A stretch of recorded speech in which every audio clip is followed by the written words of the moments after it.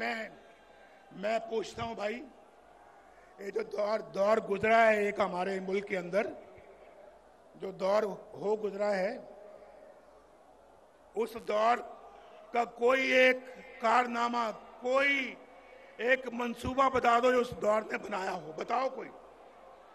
लेकिन अगर हमसे पूछते हो तो पूछो कि तामीर और तरक्की का कौन सा मंसूबा है, कौन सा काम है जो हमने नहीं किया, कौन सा काम है। हमसे पूछते हैं हमारा बयानिया क्या है। हमारा बयानिया पूछना है तो फिर ऑरेंज लाइन से पूछो जो शहबाज शरीफ ने बनाई यहां पे। कराची की ग्रीन लाइन से पूछो। हमारा बयानिया पूछना है तो मेट्रो बस से पूछो, एक शहर में नहीं कई शहरों में। पेशावर इस्लामाबाद मोटरवे से पूछो।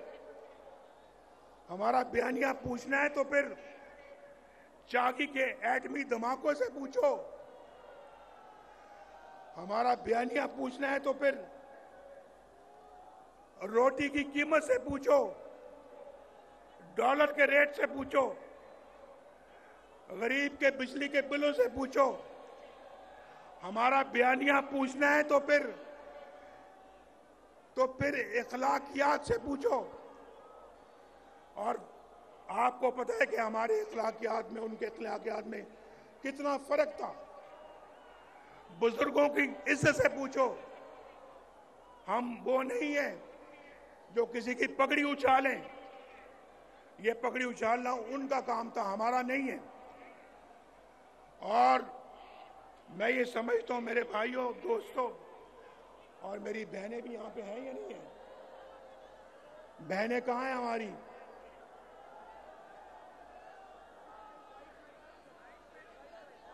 देखें हमारी बहनें कितने आराम से जलसा सुन रही हैं, कितने आराम से जलसा सुन रही हैं। कोई ढोल की थाप पे नाच गाना यहां नहीं हो रहा।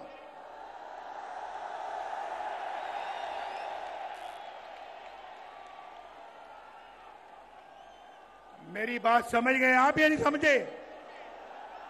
अगर समझे तो फिर जोरदार तरीके से जरा आवाज दो। ये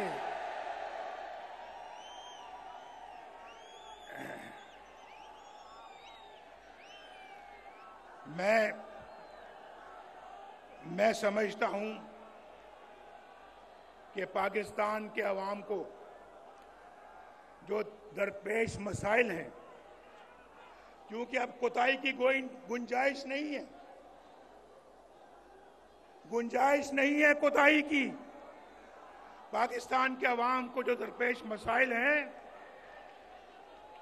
उनके असबाब पे गौर करें और आइन की रूह के मुताबिक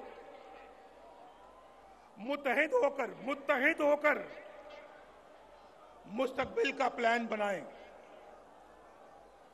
हमारे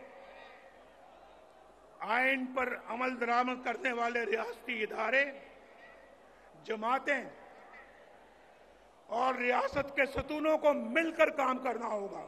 मिलकर कौन मेरे साथ मिलकर काम करना होगा। आप भी दुनिया में एक मुनफरिद मकाम हासिल करना चाहते हो या नहीं? हाथ खड़ा करके बताओ।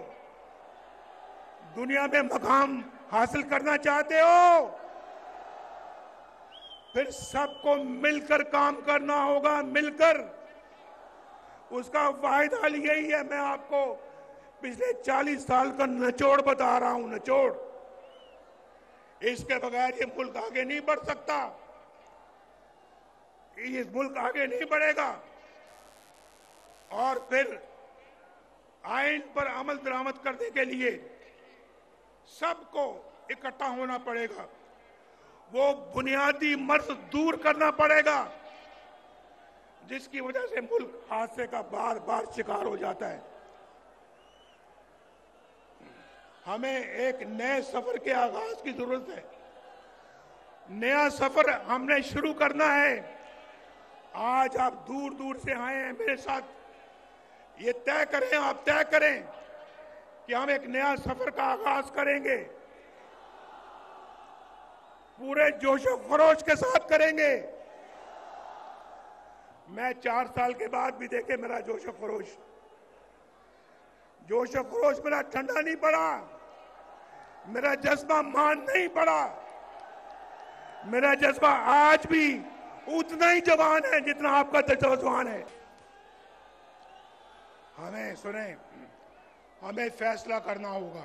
सुनो, अब मैं बहुत जरूरी बातें करने लगा हूं, बहुत जरूरी बात करने लगा हूं, तो गौर से सुनो। हमें फैसला करना होगा कि किस तरह हमने खोया हुआ मकाम हासिल करना है। हमें डबल स्पीड के साथ दौड़ना पड़ेगा।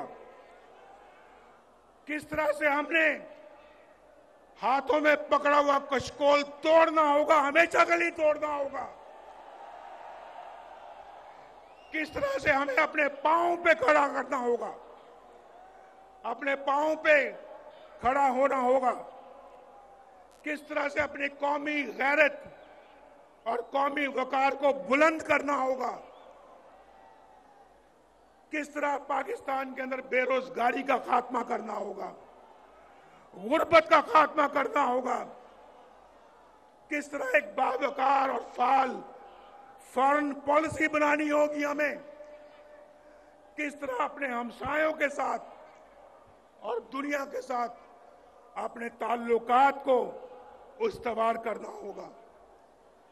हम अपना हमसायों के साथ लड़ाई करके दुनिया के साथ अच्छा ताल्लुक करके तरक्की नहीं कर सकते।